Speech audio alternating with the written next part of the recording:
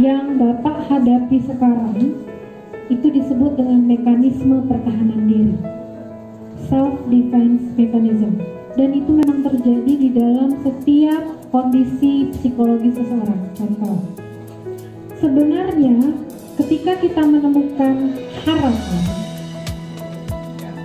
tidak sesuai dengan kenyataan, masalah muncul. Kalau masalah muncul, yang paling pertama adalah cemas, anxiety, takut, was-was. Ini kondisi psikologi, Pak. Kalau dilihat dari pandangan Freud, manusia itu terdiri dari 3 hal: id, ego, dan superego. Id itu nafsu hewani, ego itu realita lingkungan, dan superego itu nilai-nilai idealitas. Id itu adalah harapan kita, ego itu adalah kenyataan, superego adalah hal yang meletakkan kita apakah kita harus memenuhi harapan atau kita memenuhi kenyataan. Bapak ada di tengah-tengah. Sebenarnya nggak pengen memenuhi harapan, sebenarnya ingin memenuhi harapan itu, tapi lingkungan tidak memungkinkan, ditekan dan lain sebagainya. Maka Bapak cemas, Bapak was-was, ada pertentangan dalam diri. Maka Bapak melakukan yang disebut dengan mekanisme pertahanan diri untuk menekan rasa cemas, dilampiaskan pada banyak hal. Marahin ibu di rumah, itu namanya disebut dengan replacement, melampiaskan pada sesuatu, ya, hal-hal yang tidak bisa kita lampiaskan pada hal-hal tertentu. Biasanya melampiaskan pada orang yang lebih lemah. Benar, di rumah anak kalau ibu paling sering. Yang paling penting pertama tipsnya, sharingnya, pandangan saya, Bapak sadar dulu bahwa yang Bapak lakukan adalah melampiaskan. Pahami dulu itu.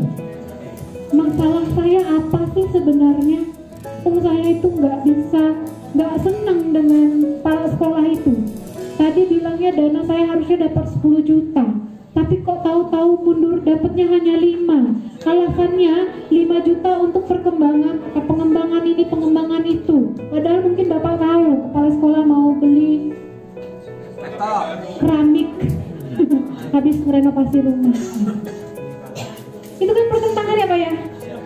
Nah, tahap pertama, pandangan saya, Bapak kenali dulu emosi Bapak ini kenapa sih? Apa loh penyebabnya? Peraturan mengharuskan kita untuk sesuai dengan idaman, tapi kenyataan lapangan memang selalu berbeda. First of all, hello, that's life.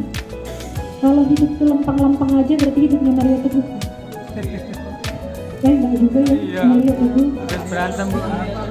Mario Teguh juga punya ya. Kalau seperti mulutnya Mario Teguh. Pandangan saya adalah pertama Bapak mengaware dulu memang ada masalah, ya, supaya tidak berimbas di rumah, tidak berimbas di tempat lain. Dan yang kedua adalah ketika Bapak mengetahui ada permasalahan, Bapak paham bahwa tidak ada cara lain untuk melepaskan kecemasan selain mencari solusinya, bukan melampiaskannya pada orang lain. Solusinya apa? Itu hanya bisa dicari dengan memahami kondisi yang sebenarnya di lapangan. Kondisi sekolah Ibu akan berbeda dengan kondisi sekolah Bapak. Selalu akan ada yang disebut dengan win-win solution. Selalu kreativitas, pengalaman yang bermain, kelompok rujukan yang bermain. Ketika Bapak berada pada lingkungan grup, misalnya kepala perpustakaan, Bapak ngobrol, aku ada masalah gini nih, harusnya begini. Biasanya kelompok rujukan datang, pernah lo di sekolah aku begitu, mungkin bisa diterapkan di sini. Ya, itu pentingnya untuk mengupgrade diri terus menerus. Masalah pertentangan batin, Pak, tugas manusia bukankah adalah melakukan selalu yang terbaik meski apapun yang menghalanginya? Kepura-puraan itu apakah akan membawa hal yang positif untuk diri Bapak sendiri?